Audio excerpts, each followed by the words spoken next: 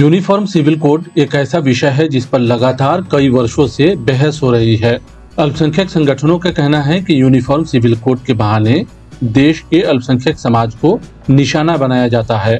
इस मामले पर ऑल इंडिया मिली काउंसिल ने कहा कि आम लोगों के बुनियादी सवालों से ध्यान भटकाने के लिए यूनिफॉर्म सिविल कोड का मामला सुर्खियों में लाया जाता है। मिली काउंसिल के राष्ट्रीय उपाध्यक्ष मौलाना अनीसुर रहमान कासमी के मुताबिक पहले से ही कई ऐसे मामले हैं जिसमें समान सुविधाएं लोगों को हासिल नहीं है। सुनिए यूनिफॉर्म सिविल कोड पर मौलाना अनीसुर रहमान कासमी का अहम बयान। देखिए, असल बात यह है, ये सिविल कोड तो सबके खिलाफ है, लेकिन फायदा उनको किस नाम से ज्यादा होगा इलेक्शन में, ये वो काम करते हैं। इसलिए वो नाम रहेगा मुसलमानों का, इसलिए कि इस मुल्क में पिछले 75 सालों से 2-3 इशू ऐसे हैं जिस पर लोग वोट की सियासत करते हैं। एक मुसलमान, फिरका वाराना फसाद, दूसरा पाकिस्तान, इस तरह के जो इश्यूज़ हैं। अब नया कश्मीर बन गया है 20-25 सालों से, तो ये सब मसाइल हैं। दहशतगर्दी का मसला है, तो ये सब मसाइल हैं जिस पर वोट की सियासत की जाती है। ये हिंदू मुसलमान इसकी तह तक नहीं पहुंचते हैं। इसलिए मैं आज भी यही कहता हूं कि निशाना ज़ाहिर में मुसलमान है, लेकिन ये सारे मज़ाहिब पर निशाना है, और ये निशाना वो लोग कर रहे हैं, बांध रहे हैं जिनका मज़हब से कोई ताल्लुक। जैसे मुख्तलिफ स्टेट हैं, उन स्टेट के रहने वालों ने खुसूसी इख्तियारात हासिल करके ही स्टेट हिंदुस्तान के साथ जो है उन्होंने सुलह की। खुद मौजूदा हुकूमत जो बीजेपी की है, उसने कई ट्राइबल के साथ जो है समझौते किए कि उनका जो ट्राइबल का कानून है, जो रवायती कानून है, वो बाकी रहेगा। कई ज़मीनों के कवानीन हैं जैसे अलग हैं, जैसे बिहार में अलग है, लेकिन आप रांची में जाइए, झारखंड में, तो जो ट्राइबल के हैं, तो ट्राइबल अपने ज़मीनों को दूसरों से जल्दी बेच नहीं सकते हैं, या उनकी ज़मीनें कोई ख़रीद नहीं सकता है, तो उनकी ज़मीनों के कवानीन अलग हैं। तो इस मुल्क में पहली बात तो ये है कि ज़मीन ही के कवानीन एकसा नहीं है न तो उसके बाद जो हम सिविल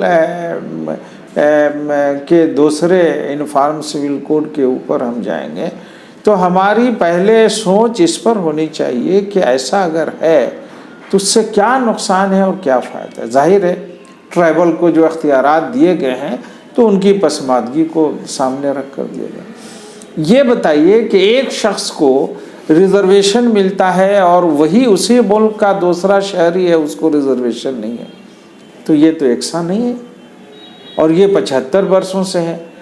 एक शख्स जो है ट्राइबल है, उसको रिजर्वेशन है कि वो यहाँ से इलेक्शन लड़ सकता है, और दूसरा जो ट्राइबल में नहीं है वो किसी भी मज़हब का हो, चाहे हिंदू हो, वो ब्राह्मण हो, राजपूत हो, तो वो वहाँ से इलेक्शन नहीं लड़ सकता है। तो जो बुनियादी तौर पर इलेक्शन लड़ने का कानून है, उसमें तो एकसानियत है नहीं इस मुल्क में।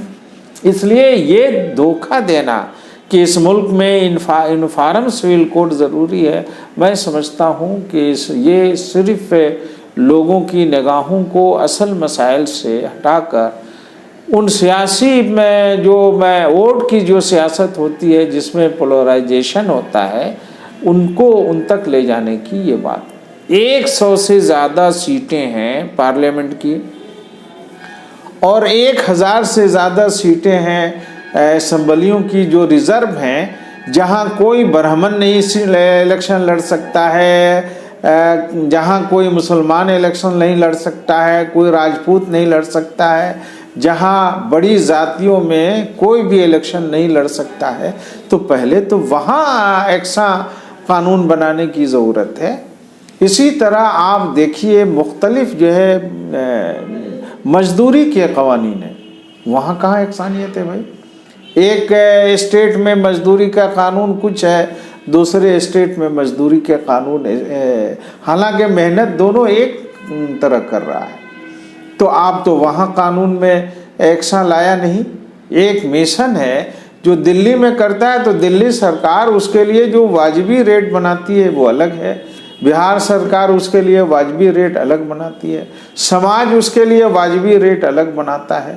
تو یہ جو تنوع ہے ضروریات کی بنیاد پر، پہلے اس پر غور کیجیے۔ خود اس ملک میں جو قانون ہے، ریاستیں ٹریفک کا قانون الگ بناتی ہیں، دلی ریاست الگ بناتی ہے، وہ ایک دن وہ قانون بناتی ہے کہ ایک دن آپ اپنی گاڑی کو نکالیں گے، دوسرے دن دوسرے کی گاڑی کے ساتھ شیئر کریں گے۔ تو یہاں تو یکسانیت نہیں ہے، بہار میں یہ قانون نہیں ہے، یو پی میں یہ قانون نہیں ہے۔ تو یکسانیت تو پہلے دیکھیے، چاہے وہ فوجداری کے قوانین ہو یا سڑک پر چلنے کے قوانین ہو، ٹریفک کے قوانین ہو، مزدوری کے قوانین ہو یا بحالی کے قوانین ہو، کہیں بھی یکسانیت نہیں ہے۔ اس لیے صرف یہ دھوکہ دینا کہ مذہب کو بدل دیا جائے اور مذہبی قوانین میں یکسانیت لائی جائے، یہ صرف جو ہے اس ملک کے لوگوں کو غلط راہوں پر ڈالنے کے لیے ہے۔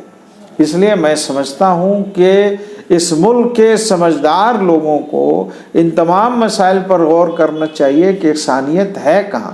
اگر یکسانیت نہیں ہے، آپ دیکھیے جو سرکار امداد دیتی ہے حادثات میں، سینٹر سرکار حادثے میں کچھ امداد دیتی ہے، اسٹیٹ سرکار حادثے میں ایک ہی شخص جو مر رہا ہے، ڈوب رہا ہے، ڈوب کر مرتا ہے، تو سینٹر سرکار اگر اس کے لیے امداد متعین کرتی ہے تو وہ الگ متعین کرتی ہے، اسٹیٹ سرکار الگ کرتی ہے۔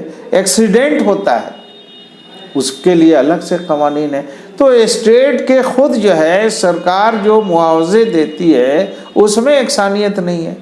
آپ پینشن کو دیکھ لیجئے، ایک ہی سرکار کا ملازم ہے، وہ بھارت سرکار کی ملازمت میں ہے تو پینشن پا رہا ہے، اسٹیٹ سرکار کی ملازمتوں میں ہے تو کچھ ملازمتیں ایسی ہیں جو بھارت سرکار کے ملازمین بھی پینشن نہیں پا رہے ہیں اور کچھ میں پینشن مل رہا ہے، تو یکسانیت کہاں؟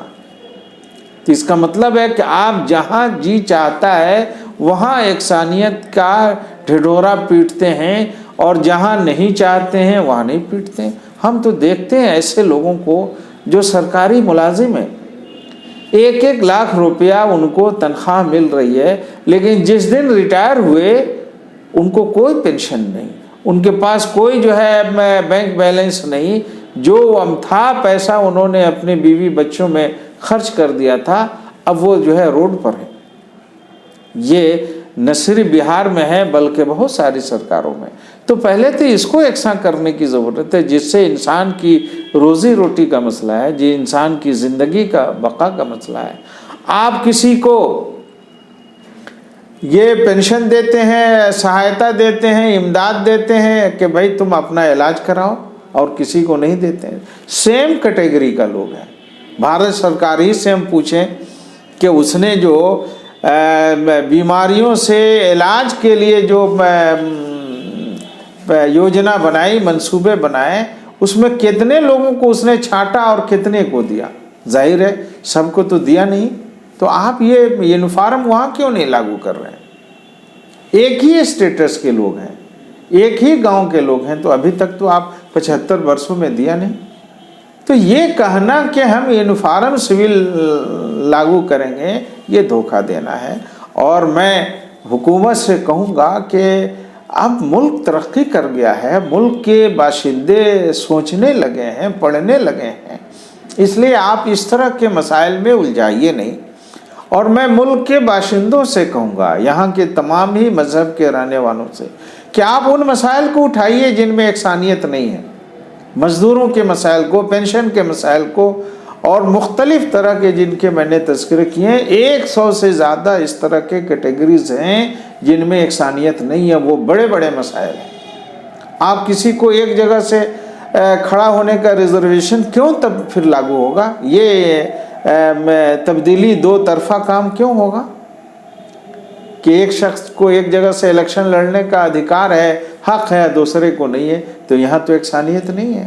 تو آپ جب الیکشن میں یکسانیت نہیں کر سکتے ہیں، آپ ملازمتوں میں نہیں کر سکتے ہیں، پینشن میں نہیں کر سکتے ہیں، ٹریفک کے قانون میں نہیں کر سکتے ہیں، تو آپ مذہبی امور میں یہ مداخلت کے لیے یہ صرف ملک کو اور ملک کے لوگوں کو غلط راہوں پر لے جانا ہے۔ اور میں صاف کہتا ہوں کہ اس ملک میں کچھ لوگ اباحیت پسند ہیں، ان کو مذہب سے کوئی مطلب نہیں ہے۔ یہ نہیں سمجھنا چاہیے کہ وہ ہندو نام رکھ رہے ہیں تو وہ ہندو مذہب پر عمل کرتے ہیں، بالکل نہیں۔ جن لوگوں نے یونیفارم سول کوڈ کی بات کہی ہے وہ اسی طرح کے لوگ ہیں، ان کا مذہب پر عمل سے کوئی تعلق نہیں ہے۔ ہاں وہ نام البتہ ہندوانہ رکھیں گے، ان کا مقصد ہے لامذہبیت، چاہے وہ ہندو ہوں، مسلمان ہوں، عیسائی ہوں، کرسچن ہوں، سکھ ہوں، ان کو مذہب سے دور کرنا۔ ہمارا اسٹیٹ لامذہبی ہے، اس کا مطلب یہ ہے کہ یہ مذہب میں مداخلت نہیں کرے گا، لیکن یہ لوگ یونیفارم سول کے نام سے اباحیت پسندی کو، لامذہبیت کو داخل کر رہے ہیں کہ لوگ اپنے مذہب پر چلنا چھوڑ دیں۔ اس لیے ہم لوگ یونیفارم سول کوڈ کی شدید مخالفت کرتے ہیں۔